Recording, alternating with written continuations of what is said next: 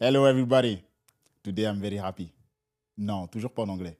On va la faire en français. Bienvenue dans Rebond, le podcast imparfait qui raconte des histoires parfaitement vraies.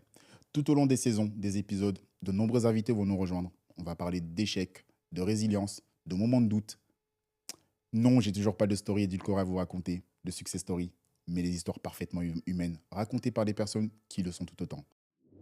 Resilience, failure, authentic, stories, courage, rebound. Bonjour à tous. Aujourd'hui, on accueille une personne qui m'a fait forte impression. Je suis vraiment content de la recevoir. Coach en personne. Elle coach des femmes. Fondatrice de Reskia Coaching. J'ai l'honneur d'accueillir Reskia. Reskia, bonjour. Bonjour, merci à toi pour ton invitation. Vraiment, je suis content. Déjà, je tenais à te remercier d'avoir accepté l'invitation. C'est vrai qu'on s'est parlé assez rapidement sur Insta et tout de suite, tu m'as dit oui. Et j'étais d'ailleurs très étonné de la rapidité de ta réponse et franchement, merci. Et je suis vraiment enthousiaste de t'accueillir. Est-ce que tu peux te présenter rapidement à mes auditeurs, s'il te plaît? Ouais, bien sûr. Alors, comme tu l'as dit, je m'appelle Reskia, je suis coach et thérapeute, donc je vais accompagner principalement les femmes Mhm. sur différentes problématiques qu'elles vont rencontrer dans leur vie, qui vont aussi bien toucher leur domaine personnel, relationnel et aussi parfois aussi professionnel. Donc, l'idée, c'est vraiment de pouvoir les emmener d'un point A à un point B. Ok, Et de pouvoir les aider à lever les obstacles qu'elles n'auraient pas réussi à faire seules. ok. Merci pour la présentation. Je vais tout de suite rebondir sur ta présentation. Mm. D'où t'es venue cette idée de faire ça, de développer ce concept? Alors, cette idée de développer ce concept, ou plutôt ce métier Ce métier, parce que que je fais. j'ai cru comprendre que tu viens pas du tout de cet univers-là. Ouais, initialement. Alors moi, il faut savoir que j'ai une formation de juriste. Donc, Ok, j'ai une licence de droit. J'avais débuté un master en droit privé. Et donc, au début de ce master, je me rends compte que j'ai plus ma place ici. Je me suis orientée pour faire une grande école de commerce. Donc, j'ai fait cette grande école de commerce. Je me suis formée en marketing. Et en fait, j'ai démarré ma carrière. Ça faisait pas sens. ok, Je me sentais pas à ma place.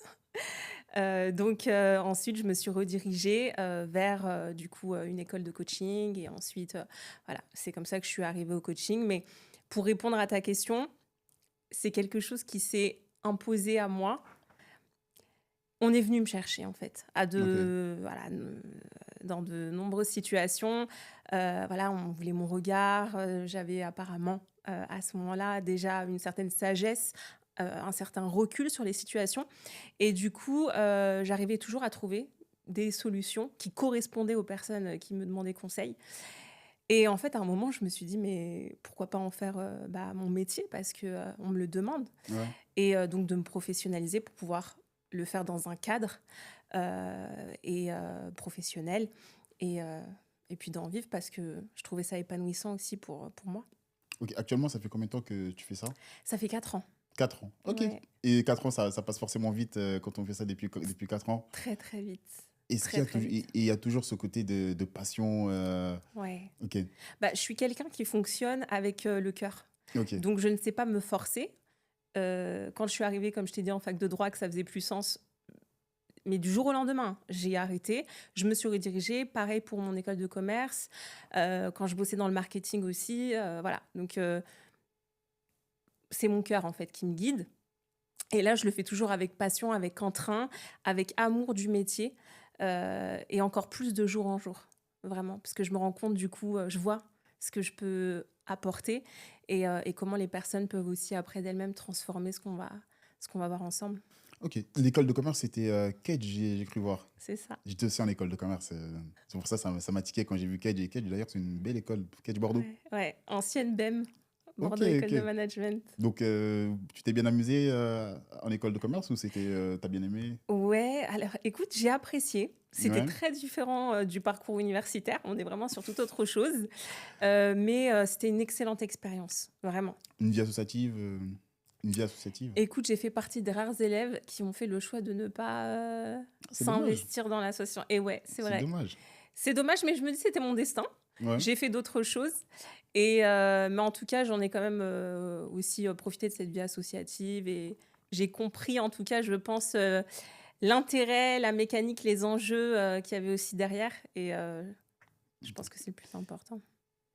Quand tu t'es présenté tout à l'heure, tu m'as dit que tu as compris que c'est pas ce que tu voulais faire. Tu as vite compris que c'est Mm. pas ce que tu voulais faire, c'est pas où tu voulais t'orienter.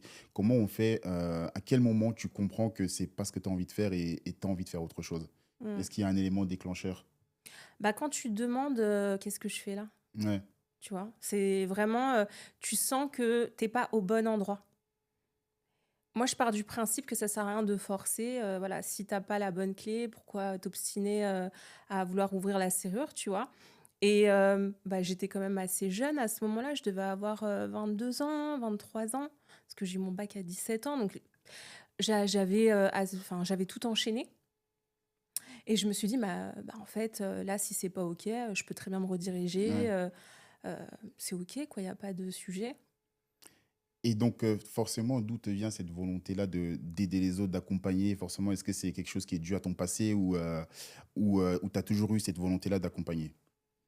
Bah, j'ai toujours eu le réflexe pardon, de poser mon regard sur l'autre. Ok, Comment il se sent, comment il va et comment je peux aussi l'aider quelque part à aller mieux. Et donc forcément, ça vient d'un vécu personnel, hein, de pas mal de choses que j'ai vécues aussi petite, enfant, qui font que j'ai toujours été tournée aussi beaucoup vers l'autre, beaucoup dans l'analyse de mon environnement, beaucoup dans le fait de comprendre les comportements humains. Donc pour moi, c'était vraiment naturel ok. d'avoir cet élan vers l'autre. Ouais. Et t'as fait le choix d'accompagner justement les femmes, Mm, si je me trompe pas. ouais. Est-ce qu'il y a une raison pour laquelle tu as choisi les femmes Ouais. Alors, tout d'abord, on va pas se mentir, les femmes ont plus de facilité à demander de l'aide et à se faire accompagner que les hommes. Ok, Ça, c'est ce que j'ai pu constater à ce jour, en tout cas entre femmes. Voilà. ouais, Euh, Également, bah forcément, étant une femme et étant passée par certaines épreuves, certaines situations, je suis quand même plutôt bien placée et outillée aussi parce que bah, je me suis formée pour accompagner aussi celle-ci. Et après, bah voilà, encore une fois, c'était un choix du cœur. C'est là que je me sentais OK, c'était avec le fait d'accompagner les femmes. C'est pas dit que demain, voilà, je m'ouvre pas au fait d'accompagner les hommes dans un certain cadre. c'était La vie plus nous le facile. dira. C'était plus facile les femmes que les hommes. C'est un peu. Je pense pas que c'est une question de facilité parce que en vrai, accompagner les femmes, c'est pas simple non plus, hein. C'est vraiment, c'est un travail. Mais comme on se l'était dit, c'est là qu'était mon cœur, tu vois. Ouais, Je m'écoute. Je suis quelqu'un qui fonctionne énormément à l'intuition. Et quand je me sens en phase, à ma place, ok. voilà, Et il y a un point que tu parles beaucoup lors de tes interviews, lors de tes coachings, c'est l'équilibre.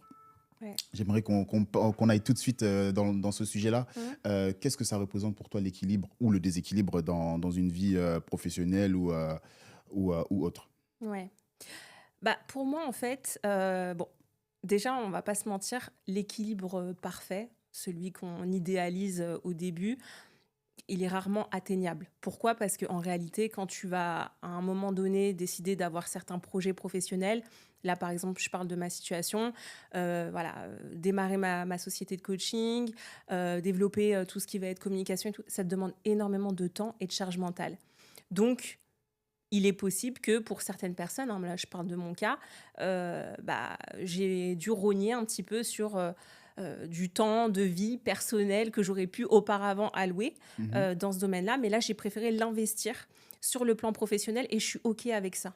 Et tu vois, et c'est avec le fait d'être aligné avec le fait de, OK, à ce moment-là, ça sera déséquilibré, mais je l'ai choisi en conscience. Et je sais que si je fais ça aussi, c'est pour qu'à un moment, je puisse peut-être passer plus de temps avec mes proches, avec mon partenaire, avec ma famille. Et je suis OK avec ça. Donc, c'est cette notion de, OK, quel est le besoin que j'ai aujourd'hui? Qu'est-ce que je suis prête à fournir comme temps, comme investissement et quelque part aussi parfois comme sacrifice? Mhm. Donc, qu'est-ce que ça va me coûter? Et est-ce que je suis en phase avec? Si oui, c'est que là, en quelque sorte, à ce moment-là, je trouve mon équilibre. Tu vois? Je sais pas si je réponds bien à Ouais, ta justement, tu question. réponds, mais par rapport à tes coachings, comment Ouais. tu vas accompagner une personne qui juge ne pas avoir le parfait équilibre? Comment tu vas accompagner cette personne-là à Mmh. trouver son équilibre? Bah, déjà, je vais creuser avec elle, c'est quoi pour elle l'équilibre? Ok, Déjà, parce que pour certaines personnes, ça va être, je sais pas, 70 du pro, 30 du perso ou tu vois? Enfin, déjà comprendre sa notion d'équilibre. Ensuite, voir, bah, qu'est-ce qui ange aujourd'hui vraiment, fait qu'il y a un déséquilibre, oui ou non, tu vois?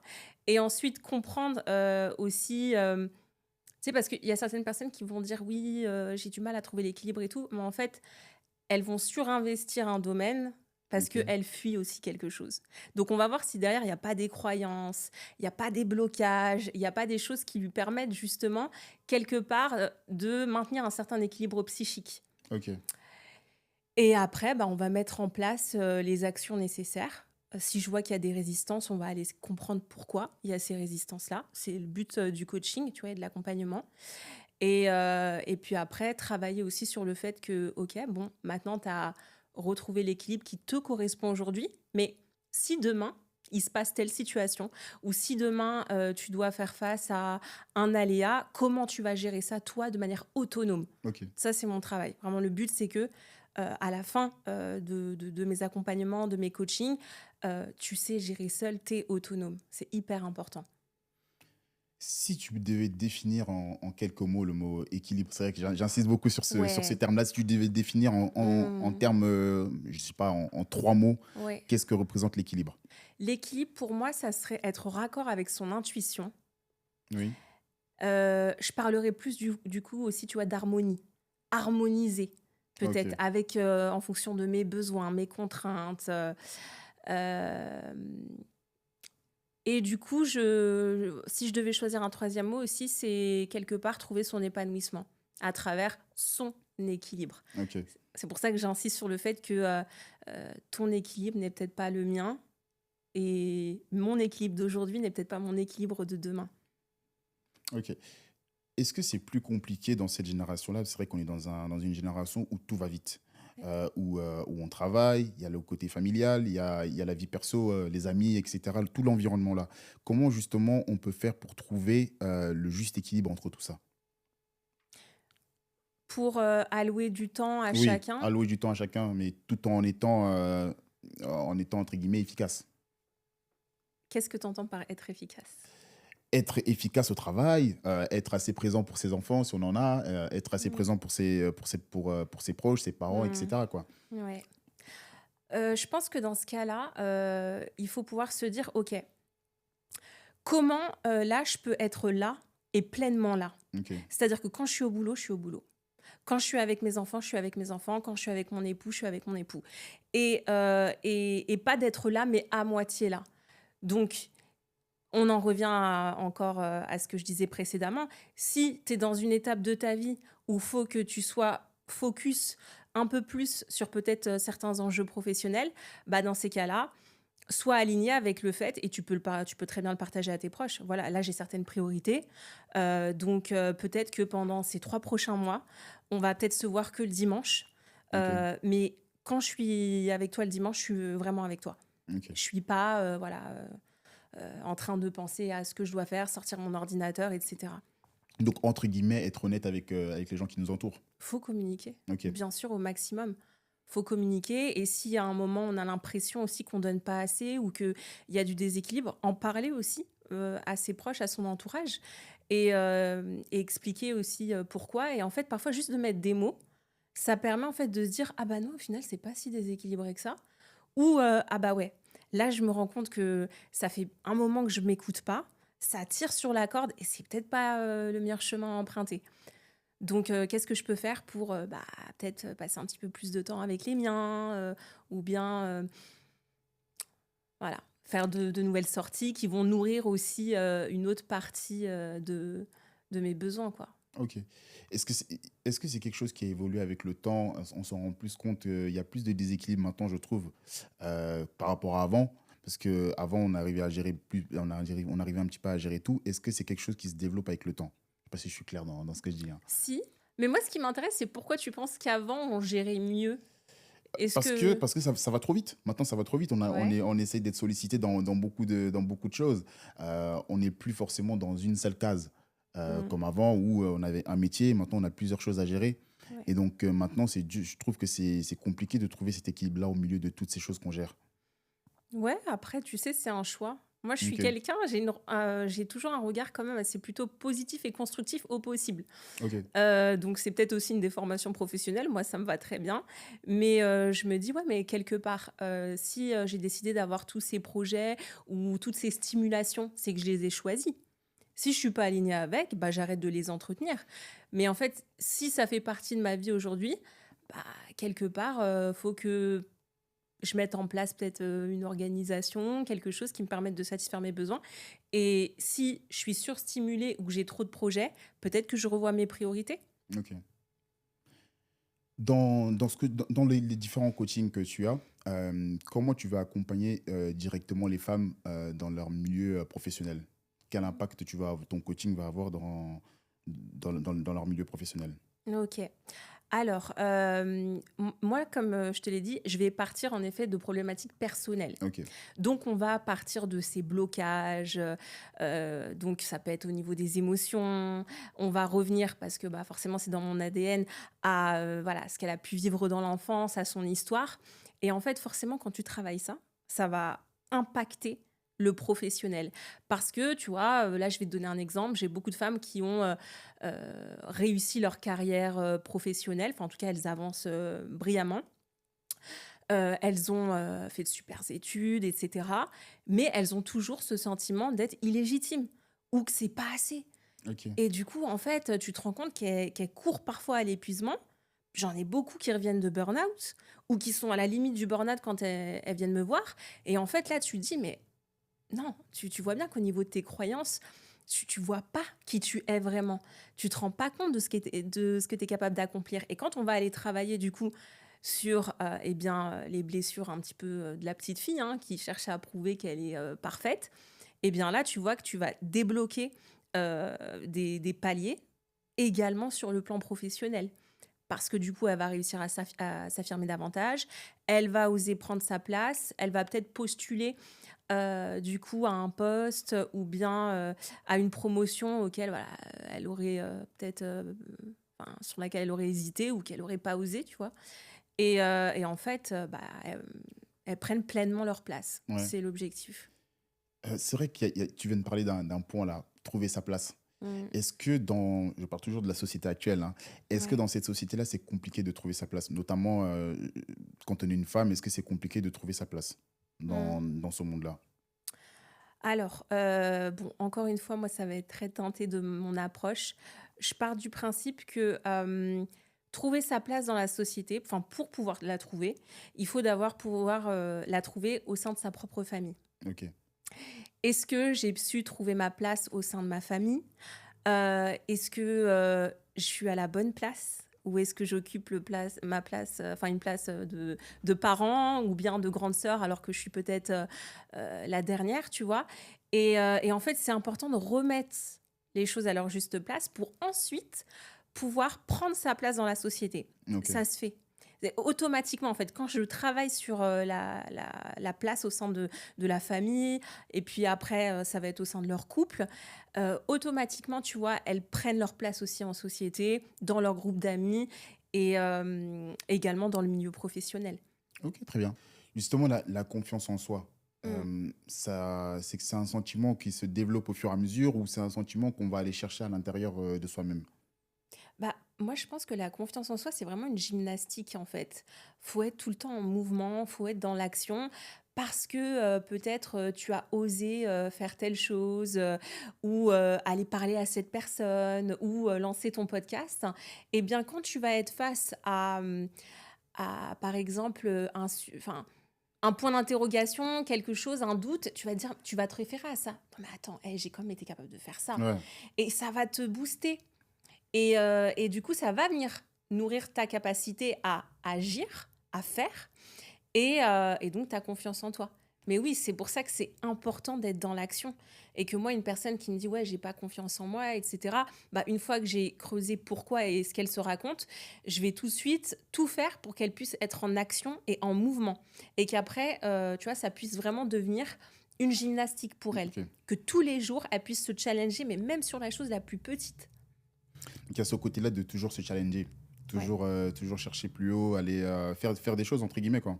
ouais. Euh, ce que je voulais demander aussi par rapport à la confiance en soi, c'est à quel moment on se rend compte qu'on n'a pas confiance en nous-mêmes. Bah, en fait, déjà, le discours que tu vas te tenir. Si tu es constamment en train de te dire, je peux pas, ah ouais, mais oh non, oh plus tard parce que là je me sens pas assez légitime, pas assez professionnelle. Bah, là tu te rends compte que il y a forcément, enfin il y a probablement une carence en termes de confiance. Et donc ouais, ça va être le fait de te limiter en fait. En- Tu sens que tu as envie de faire une chose, Ouais. mais tu as l'impression que tu peux pas ou que t'as pas le droit ou que t'es pas assez. Si c'est récurrent, ouais, là il y a quelque chose à travailler et à déconstruire. Tout à l'heure, tu m'as parlé de la transformation et surtout de l'action. Ouais.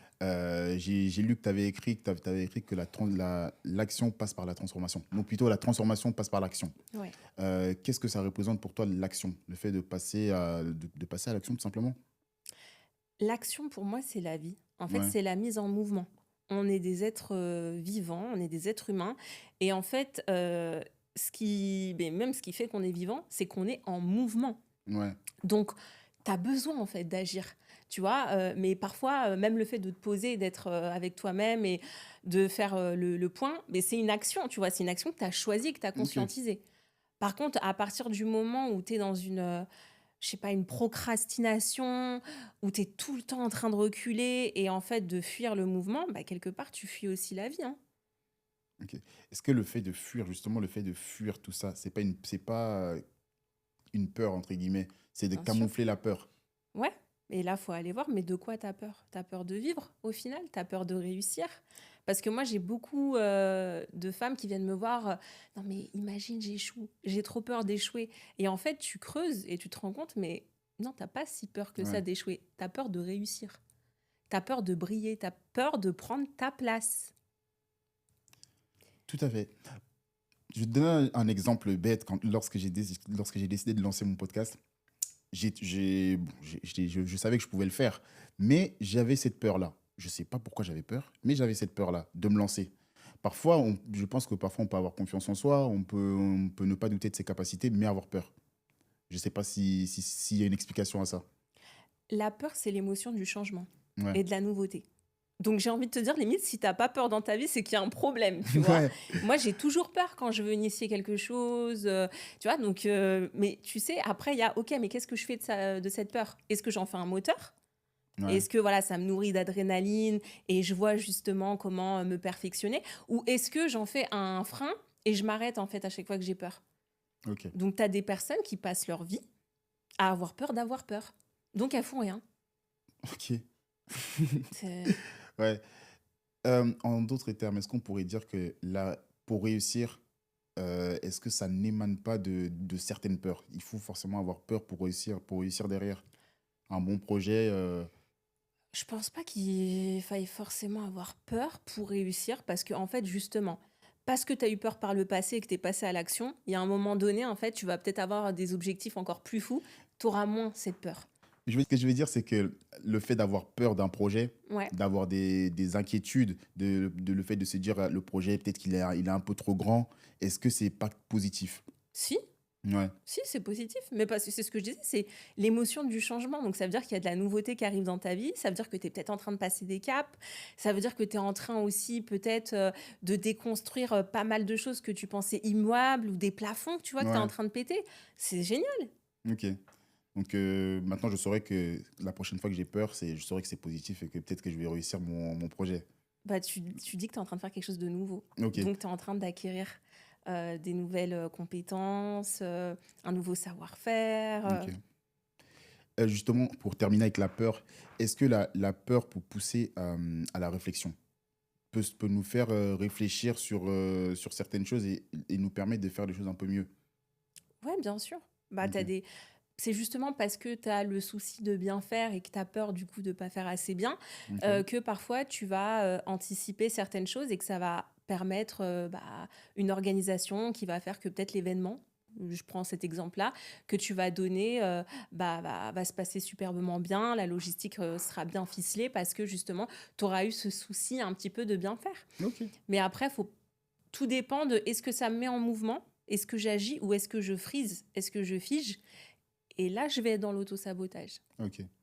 L'auto-sabotage, c'est-à-dire? Bah, je vais me mettre en échec. Ok. Ma peur va prendre une place telle que du coup, je vais préférer ne rien faire. Ok, très bien. On va parler du sujet principal de mon podcast, l'échec. Mhm.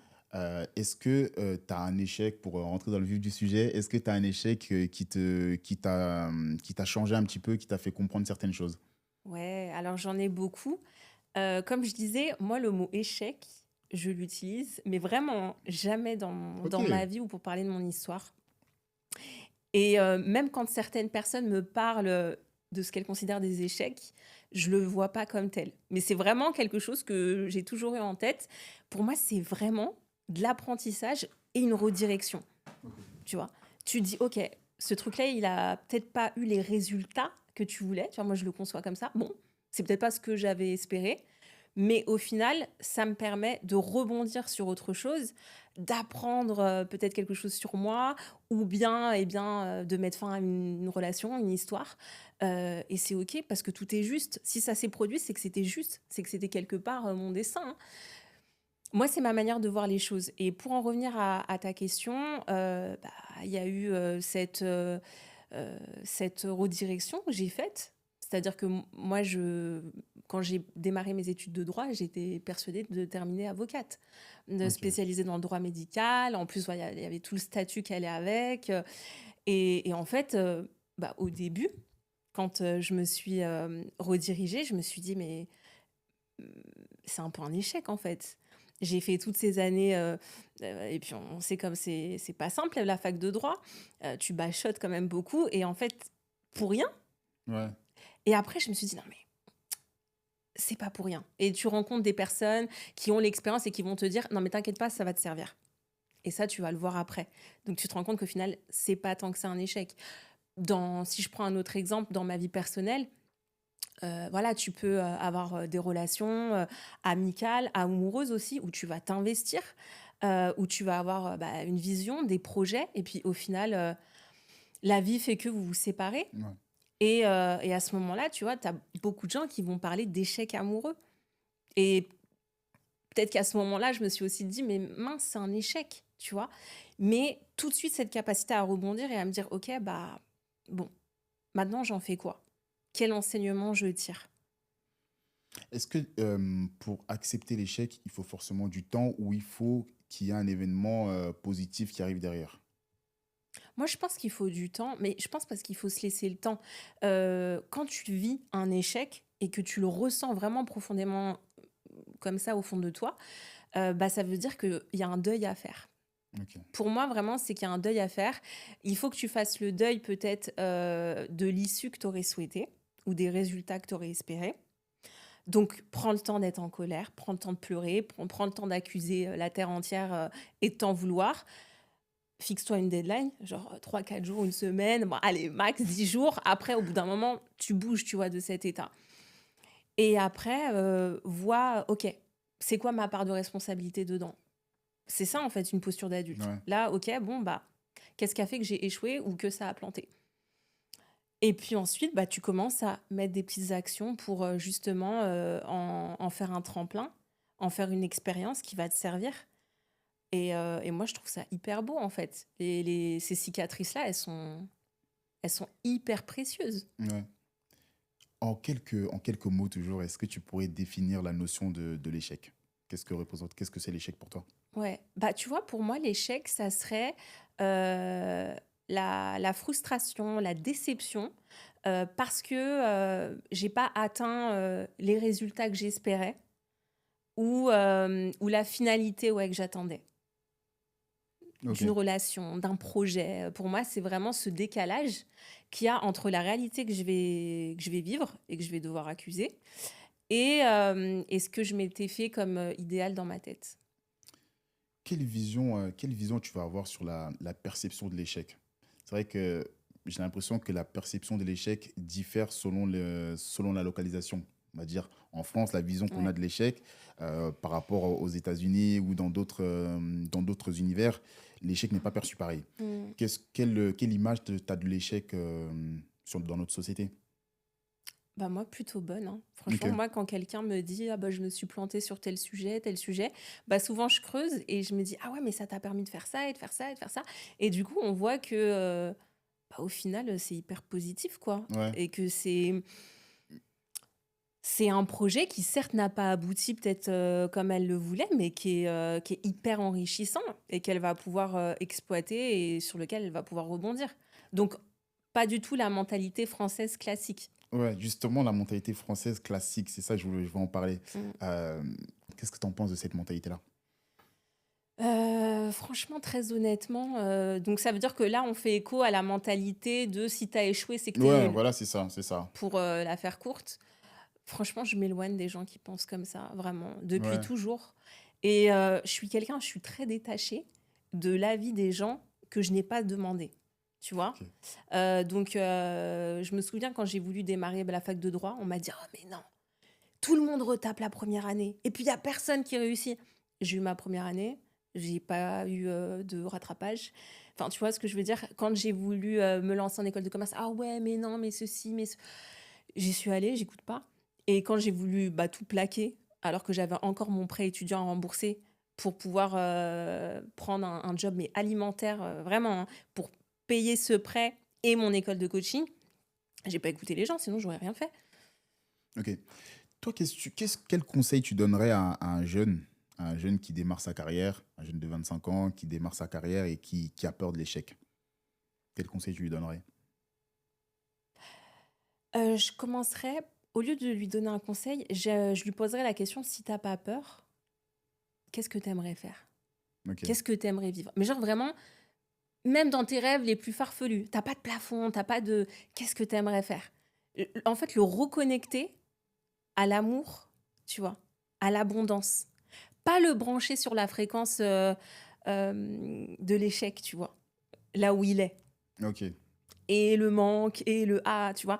Et vraiment le brancher à ça et lui dire, OK, vas-y, qu'est-ce qui te plaît? Qu'est-ce qui t'anime dans la vie? Et en fait, de nourrir ça. Et ensuite de lui donner comme conseil de pouvoir alimenter tout ce qui lui permet d'acquérir une culture autour peut-être de ce qu'il veut faire et mettre en place et d'acquérir des habitudes aussi qui vont le rapprocher de ses objectifs, de fréquenter des personnes aussi qui sont peut-être là où elle aimerait être aussi. Euh, En fait, vraiment, faut brancher sur la fréquence positive, ok. amour, vraiment. Si tu devais recommencer, si tu devais repartir de zéro, est-ce que tu aurais le même parcours que maintenant? Est-ce qu'il y a des regrets Non, Ok, aucun j'ai... regret. Ah non, moi je suis... Mais vraiment. Enfin, parfois on me pose la question, t'as des regrets? Ouais, Non, j'ai pas de regrets. En fait, tout est juste. Si j'ai fait certaines conneries, si je me suis plantée, si... ben, ça fait moi aujourd'hui. ouais. Donc, entre guillemets, ton parcours a construit la personne que tu es maintenant. Complètement. Et je vais en faire des erreurs. Et je vais peut-être en avoir ce que certains vont considérer des échecs. Mais c'est OK parce que fallait que je passe par là pour apprendre. Et tu vois, je me dis, ouais, cette année, des erreurs, j'en ai fait plein, hein. Même dans le domaine pro, j'en ai fait plein. Et du coup, ça te fait perdre du temps. Et du coup, ça te fait ruminer par moments. Mais je suis hyper heureuse et je ressens beaucoup de gratitude à l'idée d'être passée par là. Parce que Ok. du coup, je vais gagner du temps plus tard.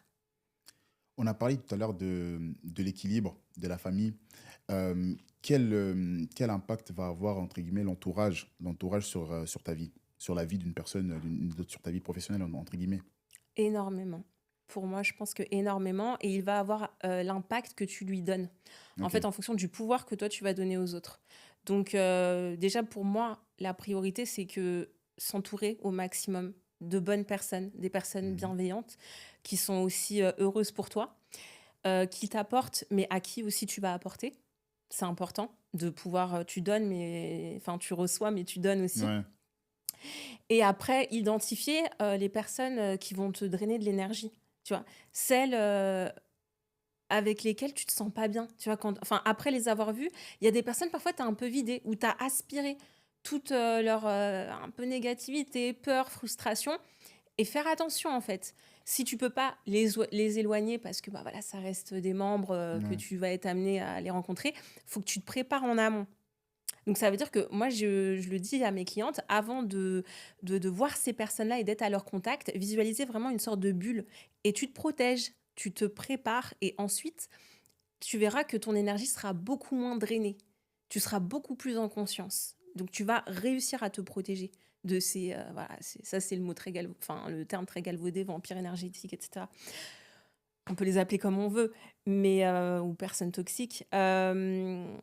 Et puis celles qui, au contraire, avec lesquelles tu te sens hyper stimulé. Enfin, il y a des personnes, je les vois, je sais que je vais passer une trop bonne semaine après. Bah, elles, tu les privilégies, Ok. vraiment, au maximum. Est-ce que c'est compliqué de trouver un bel entourage, un entourage qui nous correspond? Je pense pas. En fait, c'est compliqué si tu te mens à toi-même Ouais. et que t'es pas aligné déjà avec toi-même. Tu vas être entouré de personnes qui sont pas en phase, qui sont frustrées, qui ont honte, qui ont peur de tout. Mais si toi, tu es bien dans tes baskets, c'est pour ça que tout part de soi, et que ce travail-là, tu peux pas l'éviter si tu veux évoluer dans ta vie. Mais si toi, tu es bien dans tes baskets, que tu es en phase et que tu sais dire stop quand tu as envie de dire stop, tu sais identifier les personnes avec lesquelles tu vas nourrir des conversations qui vont t'apporter, là, c'est good, hein. Ok. J'aimerais bien qu'on parle un petit peu de la réussite. C'est vrai que le terme réussir, c'est un peu vaste. Mm. Qu'est-ce que pour toi la réussite? Bah, pour moi, la réussite, encore une fois, je vais en revenir, hein, mais la réussite, c'est la... Qu'est-ce que... Enfin, ma réussite personnelle n'est peut-être pas la tienne, tu vois. Pour moi, Ouais. moi, je dis la réussite, c'est en fait ta vision de la vie. C'est quand tu te lèves et tu te dis, j'aime ce que je fais. Tu vois, j'aime les gens qui m'entourent. Moi, ça serait ça ma réussite. J'aime ce que je fais quand je me lève le matin. J'aime les gens qui m'entourent. J'aime l'environnement dans lequel je suis. Je l'ai choisi. Ok. Et même mes contraintes, je les ai choisies. Ouais. Il y en aura toujours des contraintes. Et ça, pour moi, la réussite, tu vois, justement, c'est la liberté. Et la liberté de choisir euh, ce que j'aime moins, mais que j'ai également choisi. Ok. En d'autres termes, la réussite, c'est faire un choix. Enfin, vivre de ce qu'on a choisi. Ouais, Ok. complètement. Complètement. Avoir et faire des choix. Pour moi, c'est réussir. Parfois, quelquefois, on n'a pas la possibilité d'avoir des choix. Mm. On n'a pas la possibilité. On peut être contraint par la vie. Comment justement on va faire pour passer ce fait-là de ne pas avoir le choix et d'être contraint par la vie tout simplement. Quand tu n'as vraiment pas le choix, parce qu'il y a des choses qu'on ne peut pas changer, je pense bah, à nos parents, par Ouais. exemple, ou des situations parfois un peu qui nous tombent dessus, des décès, voilà. Faut travailler l'acceptation. Faut Ok. accepter, en fait, quelque part son histoire. Et en fait, il y a un moment, tu vas comprendre pourquoi, en fait, on t'a envoyé cette épreuve. Et si tu es dans une logique d'évolution personnelle, tu sauras en faire une force. Je suis convaincue. Ok. Ok, très bien. Justement, on parlait de faire une force lorsqu'on va avoir un échec, de fait de faire une force. Comment on va comprendre justement que on peut s'en servir comme force de cet échec-là? C'est dur, c'est compliqué de comprendre que ça peut nous servir de force, j'imagine, puisqu'on peut être dans un déni. Mm. Comment on va faire pour passer ce déni-là et se dire, écoute, ça va être une force. Bah, faut te dire qu'est-ce que ça m'a permis de développer comme ressource. Ok, Peut-être que c'est la patience. Peut-être que c'est la résilience. Peut-être que c'est une certaine détermination qui fait que bah voilà, tu as un feu en toi et que quand tu as décidé quelque chose, il n'y a rien qui va t'arrêter. Mais il y a ok, forcément des ressources que tu as tirées d'une expérience qui a été peut-être douloureuse, triste, difficile, tu vois. ok. Le fait justement de se dire, écoute, c'est une force, j'y vais, est-ce que c'est un sentiment qui peut prendre du temps, par exemple, de prendre du temps de comprendre, déjà d'avoir l'acceptation et de comprendre derrière? Ouais, moins tu as l'habitude de faire cette gymnastique, plus ça sera difficile. Ok. Et plus tu as l'habitude de faire justement ce travail. De toute façon, tu vois, si tu parles avec des entrepreneurs qui sont installés depuis un moment, Mhm. ils ont eu plein d'échecs, ils ont eu plein de galères. Et en fait, là où toi, tu vas t'arrêter et déprimer peut-être pendant 2, 3 jours, eux, ça y est, en 10 minutes, ils se sont dit, OK, bon, Ouais. vas-y, comment on peut trouver une solution, comment j'avance et tout. Il faut C'est avoir... l'habitude. Ouais, je pense qu'il faut avoir une force mentale aussi. Ouais, mais la force mentale, ça se développe. Ouais. Oui, on n'est pas tous égaux, quitte, d'accord. Mais en fait, il y a un moment donné, si tu as décidé que tu allais être dans l'évolution, bah en fait, ta force, tu vas la construire tous les jours en développant justement cette capacité à avoir le bon, le positif et le constructif dans toutes les situations. Ok. Tu as un exemple d'un échec comme ça que tu as su surmonter et en faire une force? Ouais, bah par exemple, tu vois, je pense à une... allez, là, je prends quelque chose de perso, mais que j'ai su après développer dans le Ouais. pro. Par exemple, donc, un échec sentimental, tu vois, dans une relation et tout. À l'issue de cette dernière, voilà, une fois que j'ai fait mon deuil, bah tu vois, j'ai refocus sur le pro. Et je me suis dit, ok, genre, toute cette énergie que j'avais un petit peu éteinte, comment je peux en faire un moteur dans ma vie et en même temps aider aussi les autres Ok. avec ça, tu vois. Et je suis hyper contente parce que ces échecs, ces épreuves, au final, elles m'ont permis de développer des ressources qui sont aidantes dans mon métier et qui vont aider les autres. Ok. Et de par ce que je vais faire, je vais aussi permettre aux autres d'en faire autant. Donc au final, ça a un effet boule de neige qui est hyper positif pour le monde, hein. On apprend des uns et des autres. Et on apprend des échecs, Et ça c'est une des certitude. échecs. Et même des échecs des autres. Ok. T'as un exemple d'un échec d'une personne qui est... Mais il y en a plein. Là, justement, il y a les podcasts qui se développent de plus en plus. Donc ça permet de Ouais. libérer la parole. Il y a énormément de personnes voilà, dont on n'aurait pas pu connaître peut-être la vie, le vécu, le passif, sauf si on achète leurs bouquins, si ils en écrivent un, tu vois. Ok. Et du coup, tu te dis, mais punaise, il a échoué, ou ça, sa boîte, elle s'était plantée, ou bien il s'est retrouvé à la rue. Ouais. Et c'est hyper inspirant. Justement, tu accompagnes énormément de femmes dans cette démarche-là. Ouais. Et est-ce qu'il y a des blocages sociétals que ces femmes-là vont rencontrer? Qu'est-ce que tu entends par blocage Le fait sociétal?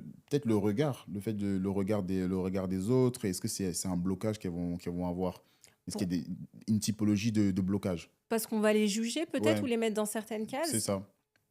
Oui, ça arrive. Ça arrive que bah, du coup, on ait l'image de la femme forte qu'on ne peut pas approcher, ou bien inaccessible, ou bien qui va être intéressée par l'argent parce qu'elle parle d'argent. Enfin, ouais, ça arrive. Après, c'est beaucoup plus révélateur des croyances des personnes qui pensent ça que de la personne en elle-même, tu vois. Donc, je pense que de toute façon, il y aura de tout temps des personnes qui vont venir et qui vont juger et que, bah, de toute façon, dès que tu vas entreprendre, que tu sois une femme, un homme, t'auras voilà, des personnes qui seront là pour projeter sur Ok. toi beaucoup de choses, mais ça reste des projections, hein, Ok, très bien. la plupart du temps. On a bientôt fini, on a bientôt terminé notre entretien. Merci beaucoup, franchement, merci pour ton honnêteté. Et encore une Merci. fois, je te remercie vraiment de ton humanité, le fait d'être vraiment être totalement à l'aise avec nous. Est-ce que tu auras un conseil à donner aux personnes qui nous regardent sur la vie? Mm. Alors, un conseil que je pourrais donner, vraiment, c'est d'apprendre à vraiment s'écouter. Ok, Voilà, et que quand elles ont peur de faire quelque chose ou de se lancer, vraiment qu'elles aillent travailler cette peur pour pas en faire justement une source d'auto-sabotage, mais plutôt vraiment une porte d'entrée vers quelque chose de plus grand qu'elles. Parce que forcément, parce qu'elles vont accomplir et leur chemin, elles vont pouvoir aussi inspirer. Et ça, c'est ok. hyper... c'est important, ça donne du sens en fait à la vie. Et je pense qu'il n'y a rien de plus important que de savoir pourquoi on est là. Merci encore à toi. Et Merci à toi pour ton invitation. j'espère que tu as apprécié le moment qu'on a passé ensemble. En tout Ouais, cas, c'était top. moi, j'ai pris beaucoup de plaisir et j'ai appris énormément à tes côtés. Et merci. À très vite. À plus. C'était le deuxième épisode de Rebond. À très vite pour la suite. Merci d'avoir suivi.